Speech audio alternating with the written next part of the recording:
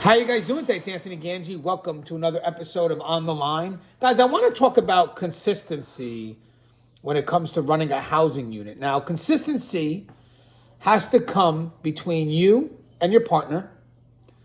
That means we have to be consistent with each other. We have to know what to expect from each other, have a level of trust for each other. But you also got to have some level of consistency between yourself, the front line, and the supervisor of your area. So basically, we have to kind of agree to the practices that I am employing as a housing unit officer. Plus, you also need the consistency between shifts, which means that I know that if this is my housing unit 5 days a week, that the person that's coming to relieve me or the person that I'm relieving, we kind of have the same idea, the same vision of what it is that we're trying to accomplish. And therefore, we try to keep ourselves in line with consistent practices. That's why it's very important that we communicate with each other. So we kind of have those level of expectations, because the concern is that if we become inconsistent with each other, then the inmates kind of find those areas of weakness to exploit. And they're always going to go to the person who, within that inconsistency, favors the choice that they want. So having said that, right off the bat, having that consistency with your partner matters, because that also stops the inmate from shopping for staff. Because that inmate's going to know that if I go to Gangi and Gangi says no, well, that's going to be the same thing as me going to Gangi's partner, because they're that in tune. They communicate with each other. They run the unit as one. And I love that.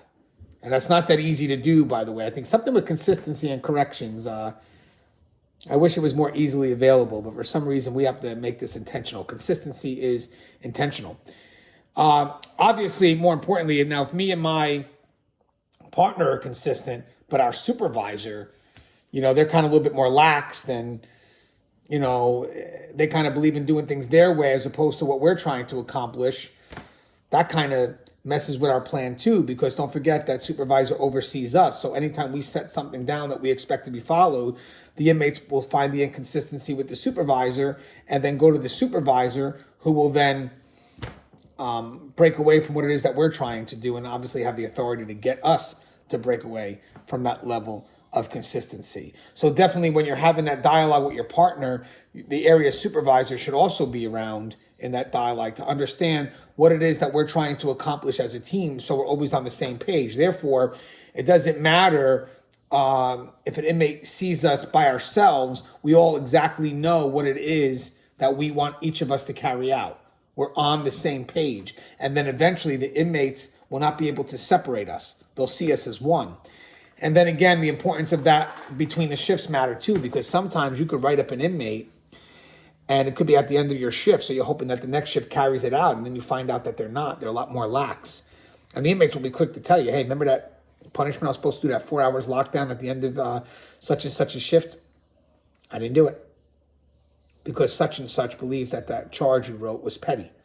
And they'll be quick to tell you where the inconsistency is. So, I wish we could go back to having some overlap where we can communicate with each other and definitely find that consistency, that expectation that we have for each other. But in the meantime, I think that's a dialogue that is worth coming in a little early for.